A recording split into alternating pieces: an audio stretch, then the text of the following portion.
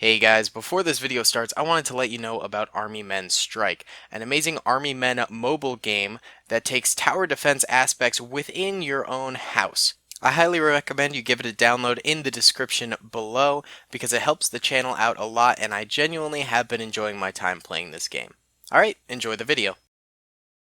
Celebrations have been ongoing on the beaches of Kashyyyk with the Wookiees and the clones of Rico's brigade for a few days now. The Wookiees were happy they were liberated, and the clones were happy they didn't have to fight for a little while. Even the always somber rebels were partaking in the festivities, as they had taken the planet of Alderaan not a few weeks earlier. It's safe to say that the Battle of Kashyyyk was one of the most costly battles of Rico's war, but it also gained the Brigade a new territory and a new ally in the Wookiees. The Emperor's tight grip on the southeast section of the galaxy was fading quickly. The planet of Mount Calamari even slipped into rebel control after Kashyyyk because Imperial trade routes had been completely severed to there as a result. Of course, Admiral Akbar was behind the insurrection. All seemed well in the galaxy at that moment. Rico was treating local populaces extremely well, as the clone felt great affection for his people. Every territory Rico owned was thriving. This made Imperial-owned territories jealous and inspired small resistance movements within them. But this made little difference as the number of stormtroopers in the galaxy was still dumbfounding. But beneath all of the glory of the war, something was stirring. An old enemy Rico hadn't faced in a long time was preparing his troopers. Count Dooku's son. After major underperformance from his army, Dooku's son, Jaden Dooku, decided he needed a change, so he began to develop more advanced commando troopers for his army. Not only that, but he also began to triple his battle droid output. He would return to the battlefield with one of the most powerful armies in the galaxy. Jaden Dooku went to a minor clone battle station and sent a parlay symbol to the base. They accepted, and Jaden requested a meeting with Rico from the clone captain who was working there. The captain said he would see what he could do, and sure enough, a meeting was set up between Jaden and Rico. Rico, it's very nice for us to finally meet face to face. I want to start off by saying that I personally have nothing against you. In fact, I respect you clones. You come from the late great Jango Fett. However, I despise the people you associate yourself with.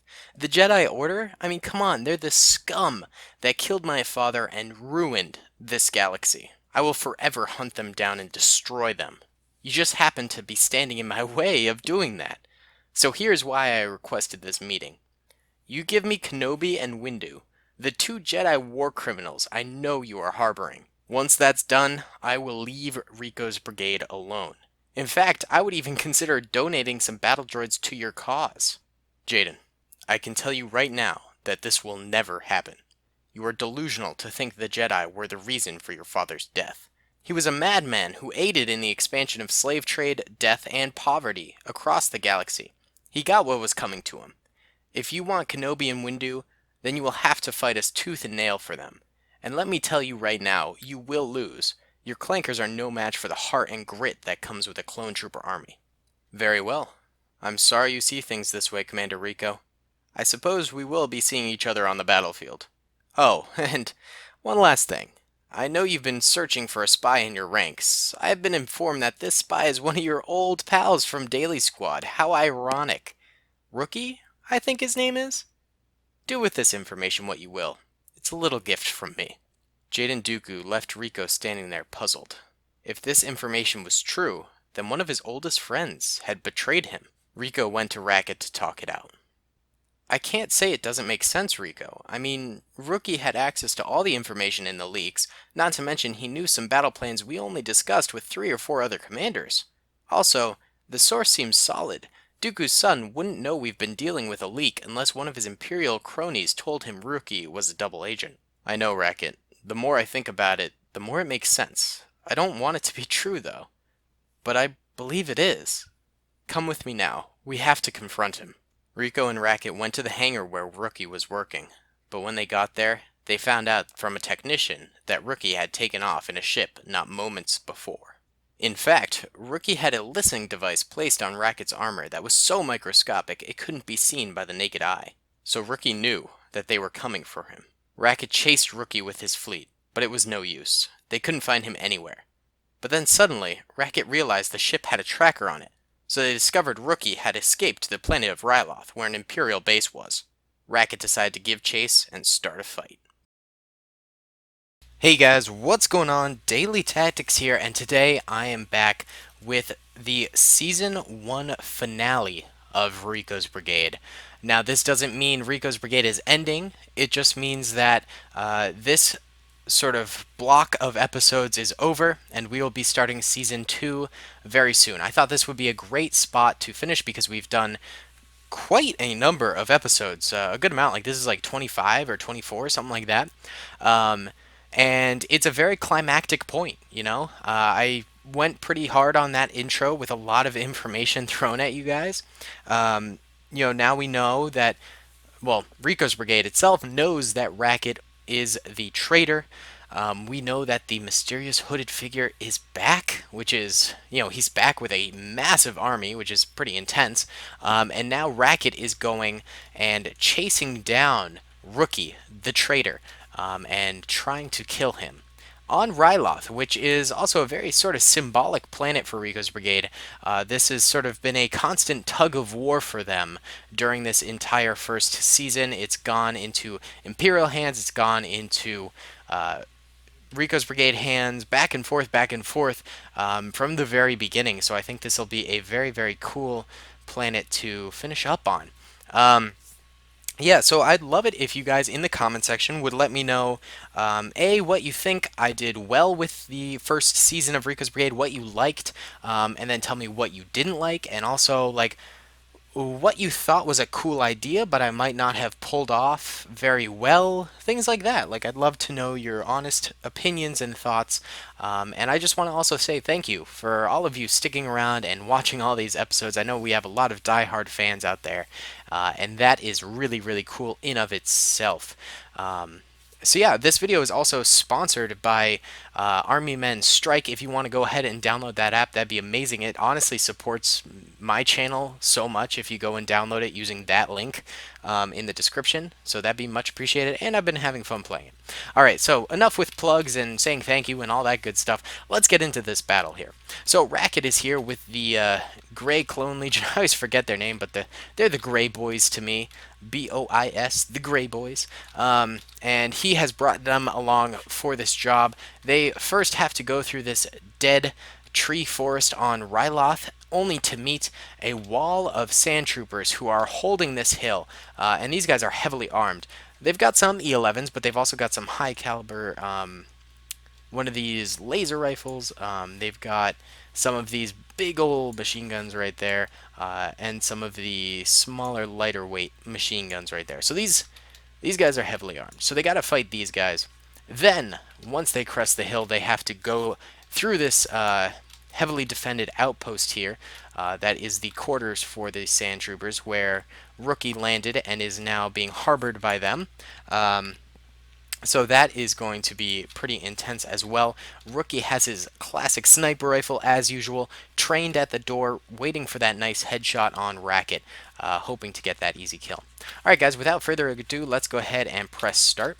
I'm going to be controlling Rico's Brigade here, including Racket and all of his glory, just because that's what we've been doing in this series is, controlling Rico's Brigade, and I want to end the first season with the classics of actually commanding the troops and all that, because that's what this series was supposed to be. I know I've done some battles where I just let the clones or the Empire pretty much do whatever they want, but I'd rather sort of finish it up on a bit more of a, I control the fate kind of a thing, because that's how it all started, and I feel like it'll be a good idea. Either way, first contact is being made here with the Imperial troopers here. It looks like we've gunned down a good number of them, but they are returning a ton of fire at us, which is not great to see. We are racking up a few losses here. Racket is racking up a few losses. So we're going to want to get more and more troopers to cover, because we don't want to take too many losses, because I believe taking this village area is going to be the hardest part of this battle. So the most troops we can save is the better. We need to save quite a few troops. But either way, I think we've almost all defeated this blockade of troops. There's a few snipers on this hill, as we can see here, that are still defying us and firing. And there's also this rock outcrop here and here. But we killed the majority of the sand troopers on the hill itself. Let's check out our deaths right now. We did take actually a serious number of losses in just that tiny little excursion. Maybe 50 or so, which is clearly more than I want to. But I mean, you can't always sweep the enemy. So these lads are shooting at dead bodies as clone troopers like to do. But let's run a few units up here to the very top so they can begin the assault on these blokes over here. Looks like we got that sniper killed. Oh, that guy, I was going to use him to grenade, but he went down, sadly. Alright, you, my man. It's going to be Grenade Fest 2K18. Get in there. Alright, here we go. Toss that Bad Larry out there. Perfect Bad Larry. Oh my god, that Bad Larry did so well. Alright, I'll stop saying Bad Larry. But that was a very, very, very nice grenade. And looks like we do have our guys going over the top over here and getting into a bit more of like a sharpshooter position. Although they did go down pretty heavily right there, so we might not send too many more troopers up that way unless it's a strategic choice. Because looks like the enemy knows about that little lip and we're anticipating a bit of an attack over there. So we're just going to start by maneuvering our troopers back in this way. Meanwhile, our guys at the lip of the hill are keeping them pretty busy. We've really not killed too many that are in the base right now, but we do have a pretty good numeric advantage right now. We came out of that beginning battle fairly strong. We took a few more losses than I'd like to have, but we still have a good number of troops, so I have a good feeling about this. Alright, there is one guy hiding behind this wall, so let's go ahead and pull out a grenade, whip that Bad Larry out there, and that is a beaut, but it didn't manage to get the kill.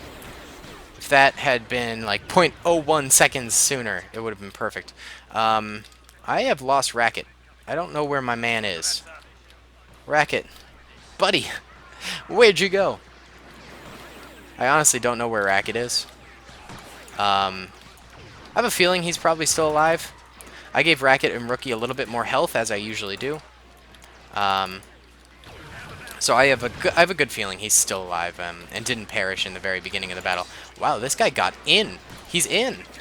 How did you do that without my help, buddy? I'm very impressed by you. All right.